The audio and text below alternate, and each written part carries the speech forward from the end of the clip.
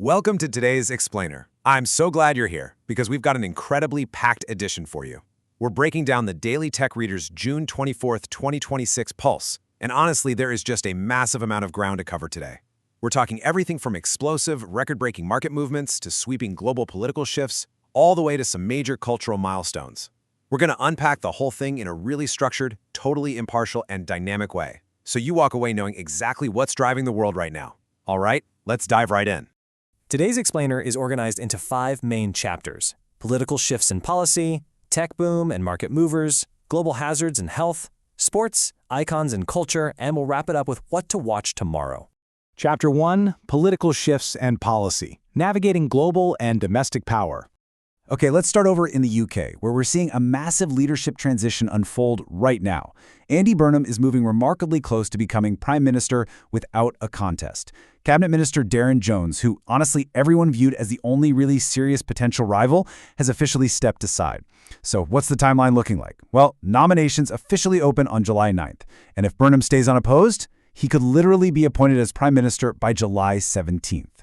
Jumping stateside, the New York primary results are a perfect snapshot of the ongoing, deep-seated tension happening within the Democratic Party.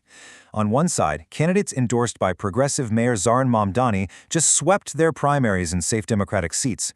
They even managed to unseat 2 incumbents, which is a huge deal. But on the flip side, moderate candidates successfully held their ground in the much more competitive districts. It really perfectly captures the tug-of-war over the party's future direction right now. Staying in the U.S., we've got a rapid-fire string of legal and policy updates surrounding the Trump administration today. It's been incredibly busy. First, on voting rights, a federal judge officially blocked the administration's proof of citizenship requirement ahead of the 2026 midterms. On the immigration front, an appeals court just reinstated the administration's authority to use fast-track nationwide deportations. Moving to legislation, the president actually refused to sign a housing bill that had passed with bipartisan support.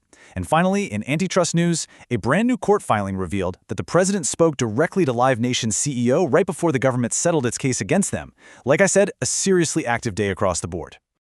Wrapping up our political coverage, we're seeing international tensions basically colliding with local accountability. Today, President Trump met with NATO Secretary General Mark Rutte in the Oval Office. And with Trump renewing his threats to leave NATO, the stakes for next week's Leaders Summit in Turkey have, absolutely skyrocketed.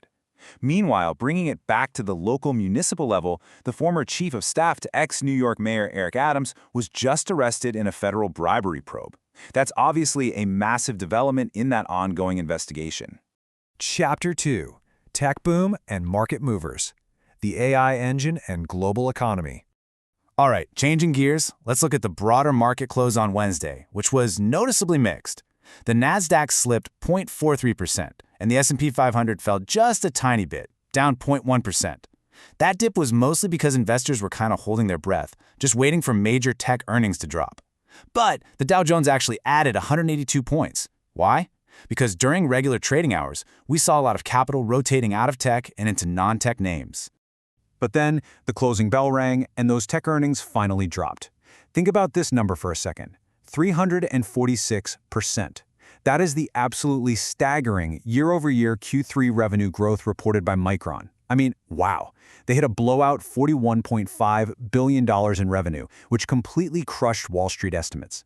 And this is almost entirely being driven by the relentless, explosive demand for AI data centers. And the immediate market impact was wild. $400 billion. That is the amount of semiconductor market value added in after-hours trading today. $400 billion. Now, what's really fascinating is how this happened. It wasn't just Micron's massive earnings and their $50 billion Q4 guidance. It was that news combined with Qualcomm coming out and presenting a massive $15 billion data center sales projection for 2029. Putting those two massive forecasts together literally ignited a historic after-hours AI chip rally. Outside the AI bubble, though, it's a slightly different story. Other sectors are actually slipping. Brent crude oil dropped 4.3% down to $73.74. This is a crucial metric because it's the lowest level we've seen since before the airstrikes on Iran way back in late February, and it's largely due to shipping conditions easing up in the Strait of Hormuz. Meanwhile, over in logistics, FedEx dropped 6% because their revenue beat didn't really signal strong freight demand going forward, and newly public tech firm Cerebras fell 11% after investors got totally rattled by their gross margin forecast. Chapter 3, global hazards and health, public safety flashpoints. Taking a much more serious turn, today marks a deeply somber milestone in Florida. The state observed the 5th anniversary of the Champlain Towers South collapse in Surfside. 98 people tragically lost their lives in what still remains one of the largest structural failures in U.S. history. Communities gathered to honor the victims today. And you know, this profound tragedy continues to drive incredibly intense debates over state building safety regulations and structural oversight. We've also got 2 highly specific public health warnings to put on your radar today. First up, impacting military readiness. The Pentagon has suddenly restored mandatory flu shots for all new recruits. They basically had to reverse a previous policy after a really severe boot camp outbreak sickened nearly 300 service members.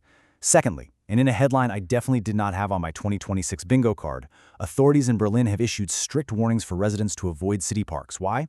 A massive infestation of toxic oak processionary moth caterpillars. Apparently their hairs are incredibly dangerous, causing severe skin irritation, eye damage, and intense respiratory reactions. Just wild. And looking at environmental hazards stateside, if you're in the Dallas-Fort Worth area, you already know the persistent heat wave is stubbornly hanging on. Highs are hovering near 93 degrees Fahrenheit again today. While there are a couple of isolated storms popping up, the real story from the National Weather Service and AccuWeather is that the expected cooling front is lagging behind schedule. So unfortunately, there's no significant relief expected through the weekend. Stay hydrated out there. Chapter 4. Sports, Icons, and Culture. Triumphs and Tributes. Let's look at the digital scoreboard for today's World Cup action.